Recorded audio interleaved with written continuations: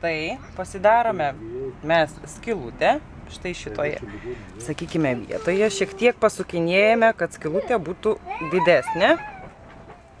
Antras žingsnis. Paėmę štai šį tokį mažą daiktuką, jisai sujungs štai šią šaką su šituo kapiliaru.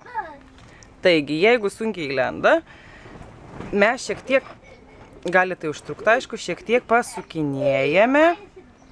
Štai taip, nėra visai sunku, kaip atrodo.